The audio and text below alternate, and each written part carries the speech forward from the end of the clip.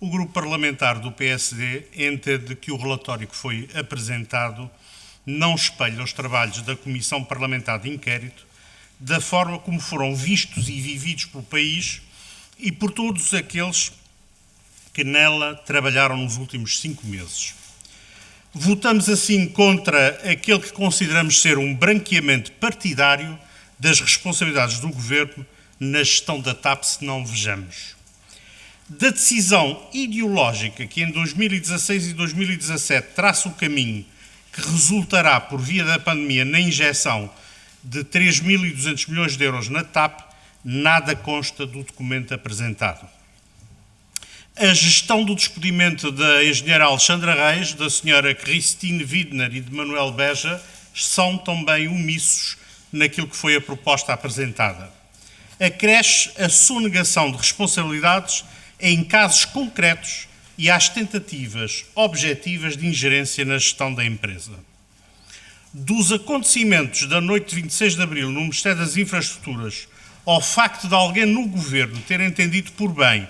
mobilizar os serviços de informação para coagirem um cidadão a devolver o computador considerado como roubado pelo próprio Governo, consideramos que todas essas ausências consubstanciam um relatório leve, parcial e que muito jeito dá a António Costa, porque sabemos que, evidentemente, jamais tiraria nem tirará qualquer consequência política. Face ao conteúdo deste relatório, às suas omissões graves, à atenuação de culpas e à postura do Governo e do Partido Socialista, o Grupo Parlamentar do PSD não só entende votar contra,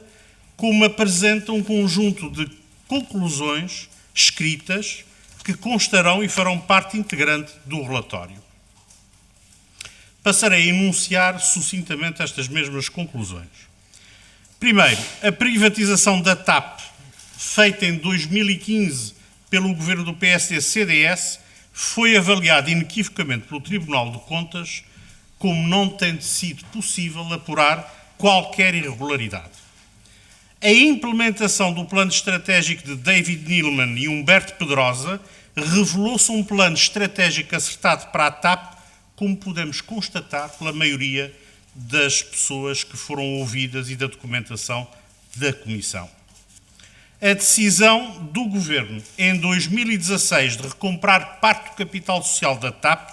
não trouxe nada de materialmente relevante e de novo. Aliás, aquilo que são os objetivos garantidos e formalizados nos acordos estratégicos de 2015, salientamos, por exemplo, a manutenção do hub de Lisboa, que já constava do processo encetado pelo governo do PSD-CDS.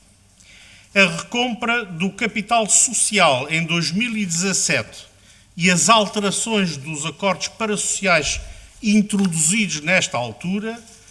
permitiram, nomeadamente, que o Estado ficasse numa posição fragilizada e que, inclusive, se visse na obrigação de oferecer 55 milhões de euros ao Sr. David Neeleman pela sua saída da empresa. A intervenção do Governo na TAP no decurso da pandemia é um caso singular no quadro europeu e não há evidências que o Governo tenha procurado outras alternativas que não fossem a sobrecapitalização da TAP pelo Estado, a consequente e inevitável nacionalização imposta pelo Governo, ideologicamente, e, desta forma, afastar os acionistas privados. Os governos do Partido Socialista comprometeram-se com a privatização da TAP em 2011, opuseram-se à venda a privados em 2015, compraram parte da empresa em 2016 e 2017, nacionalizaram em 2020 e já anunciaram que venderão a empresa brevemente. É evidente que é impossível não reconhecer um padrão errático e irresponsável, e branquear este facto objetivo é impedir o regular escrutínio das decisões do Governo. Não existem dúvidas que o Governo interferiu na gestão da TAP quando pediu para desviar um voo do Sr. Presidente da República, quando se envolveu na gestão da frota automóvel, na atribuição de prémios a administradores, quando pediu esclarecimentos à TAP e foram os membros do próprio governo a responder, quando deu indicações para votar de certa forma o orçamento, quando afirmou que a única porta para o governo era o Ministério das Infraestruturas. O grupo parlamentar do Partido Socialista interferiu de forma nefasta nos trabalhos da Assembleia da República, não só quando reuniu com a então CEO da TAP, previamente a uma reunião na Comissão de Economia para combinar perguntas e respostas, mas também quando o seu líder parlamentar acusou, sem qualquer evidência, razoabilidade ou inteligência, os partidos da direita de fuga de informação, que de resto se veio a confirmar não ter sido o caso. O ministro Pedro Nuno Santos validou a substituição da ex-geral Alexandra Reis, concordou com a sua saída pelo valor de 500 mil euros, negociados entre advogados, e não há qualquer registro que o Ministério das Infraestruturas tenha mencionado em algum momento a necessidade do cumprimento do Estatuto de Gestor Público. O relatório da auditoria da IGF é a única peça que o Governo tem e que lhe dá proteção jurídica no que concerne ao despedimento da engenheira Christine Widner e do Dr. Manuel Beja. Facto, aliás, como podemos assistir durante vários dias, desconhecido por alguns membros do Governo, que chegaram a afirmar em vários momentos a existência de um parecer jurídico. A futura responsabilidade do pagamento de indemnizações a Cristina Widner e Manuel Beja, se alicerçados no processo formal de despedimento, nomeadamente na escolha da figura da justa causa, será da exclusiva responsabilidade do ministro Fernando Medina e João Galamba. A inspeção da IGF não garante, do nosso ponto de vista, a isenção adequada, na medida em que se trata de uma entidade tutelada pelo Ministério das Finanças e cuja auditoria incide direta ou indiretamente sobre uma empresa responsabilidade última dos Ministérios das Finanças e das Infraestruturas. Para esta não garantia de isenção, acresce ainda o relato do próprio Inspetor-Geral, que afirmou ter parado o carro na autoestrada para alterar a pedido do Governo, um parecer sobre o PRR que o Ministro das Finanças quis ocultar durante 5 meses. O relatório desta CPI não pode nem se deve cingir a uma leitura estreita e simplista daquilo que se entende ser o objeto da Comissão, quando parece ocorrer um elevado número de crimes no seio do Governo e no seguimento da tutela que exerceu e exerce sobre a TAP. O rol de alegados potenciais crimes que a relatora do Partido Socialista optou por não colocar no relatório e que ocorreram na noite de 26 de abril de 2023, poderão incluir abuso de poder, ameaça à integridade física, sequestro, acusação de roubo com responsabilidade criminal, acesso a histórico de chamadas de trabalhadores sem a sua permissão, coação, ação ilegal do SIS e desobediência qualificada. A seriedade e a gravidade dos eventos no Ministério das Infraestruturas não pressupunha o recurso aos serviços de informação. Não foi possível também apurar qual dos membros do Governo mentia à CPI e ao país. Mas é possível afirmar, sem margem para dúvidas, que ou o ministro João Galamba ou o secretário de Estado adjunto do primeiro-ministro Mendonça Mendes faltaram à verdade,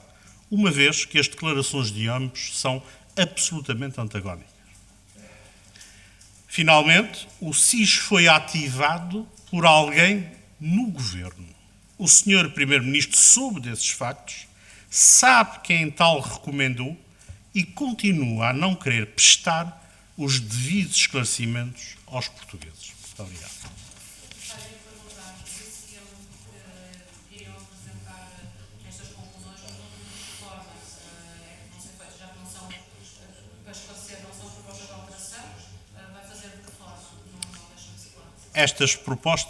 Estas conclusões, melhor dito, serão apresentadas num formato de declaração de voto e constarão explicitamente e como anexos integrantes daquilo que vier a ser o relatório final da Comissão. Optaram em não tentar ir mudando pontualmente aquilo que consideravam, já que muitos destes temas foram abordados, alguns que não estão, e optaram por fazer como outros partidos que apresentam propostas de alteração, ou agendas, ou anexos, porque é que fizeram optar por esta solução, nada disto vai ser votado. Nós olhamos estruturalmente para o relatório e a forma como ele está gizado, como está construído, não é nenhuma pequena alteração ou várias pequenas alterações que mudem o sentido e o objetivo estratégico. E nós não quisemos correr o risco de, novamente, o rolo compressor do Partido Socialista querer esconder aquilo que eu aqui li e que para nós é uma evidência que decorre de duas fontes. Aquilo que foram as audições presenciais em sala que os senhores e as senhoras jornalistas viram e o país todo, mas também aquilo que é o acervo documental, aquilo que foram as respostas escritas e os documentos que nós temos na Comissão e que para nós atestam e confirmam estas conclusões sem qualquer margem ou dúvida. E não quisemos correr o risco, como lhe disse há pouco, de que o Partido Socialista, como fez aliás no decurso dos trabalhos da Comissão, pudesse com a sua maioria obstaculizar e tornar opaco aquilo que para nós é um compromisso para com os portugueses, que é a verdade.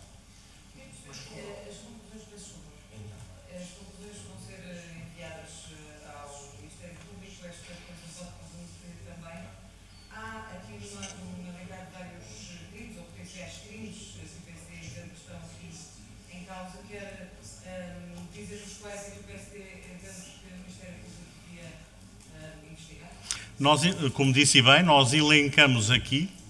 aquilo que nos parece pode ser, eventualmente, situações e ações que caiam no âmbito dos crimes tipificados e que eu enunciei. Naturalmente, caberá ao Ministério Público, na sua análise detalhada daquilo que são os factos que constam de todo o documento que é o relatório, averiguar e, digamos, apurar se confirma ou não esta tipologia e essa tipificação de crimes que nós aqui. Naturalmente. Vai fazer alguma queixa formal ou será por via da Comissão de Inquérito? Uma queixa do PSD ou por via da Comissão de Inquérito? Ao enviarmos o relatório com estas nossas afirmações, já está consubstanciada a fonte e é a obrigação, naturalmente, do Ministério Público fazer o seu trabalho, investigar e apurar e concluir o que tiver que ser concluído. Esta opção do PSD de não fazer propostas de alteração, seja o maior partido da oposição, queria perceber se não pode fragilizar esta posição do PSG e, por outro lado, se não houve interferência nenhuma e houve bastante interferência do Governo, se até para credibilizar os trabalhos do Parlamento, se não podia haver um meio termo. Não, o meio termo para nós seria sempre o risco do Partido Socialista fazer o que até fez num conjunto de requerimentos que o PSD foi apresentando no decurso da Comissão Parlamentar de Inquérito, que foi inviabilizá-los. Estas conclusões para nós são conclusões absolutamente inamovíveis, se quiser, daquilo que foram os trabalhos da Comissão Parlamentar de Inquérito. E esta é a forma que nós temos de garantir que o país e quem ler o relatório tem acesso a estas conclusões e não outras que sejam escondidas, que sejam tornadas não aceites e, por conseguinte, não constarem daquilo que era a nossa posição sobre os trabalhos. É uma posição muito diferente, por exemplo, da Comissão de Inquérito do Novo Banco, que é mais recente, onde o PSD apresentou dezenas de propostas nessa altura. Naturalmente, a posição e a forma depende muito também de como os trabalhos decorreram, da posição política, da abertura política dos restantes partidos, e nós vimos, e várias vezes, aliás, como puderam testemunhar, eu sinalizei nas votações de requerimentos nossos o rolo compressor do PS a querer obstaculizar, como o fez, um conjunto de diligências que, no nosso ponto de vista, eram absolutamente essenciais ao complemento da descoberta e do esclarecimento dos factos. E, portanto, nós não quisemos correr novamente este risco, porque todos os sinais no decurso da Comissão do comportamento do Partido Socialista, dentro da Comissão e também fora, como vimos recentemente num conjunto de declarações infelizes, vão no sentido de desviar as atenções e de ocultar aquilo que nos parece ser uma verdade que os portugueses têm o direito a conhecer.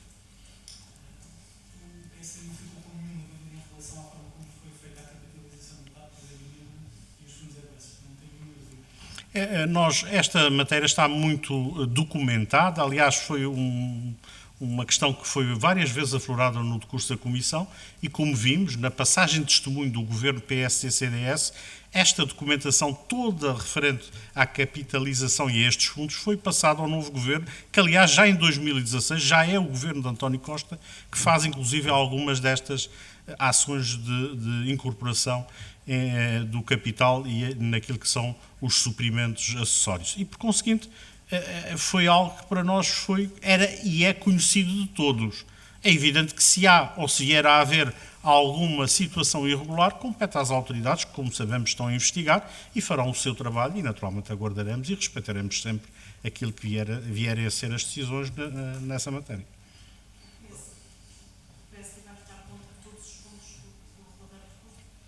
O PSD, na globalidade, vota contra. Estamos a analisar ainda em detalhe se há um ou outro ponto que possa vir a merecer a nossa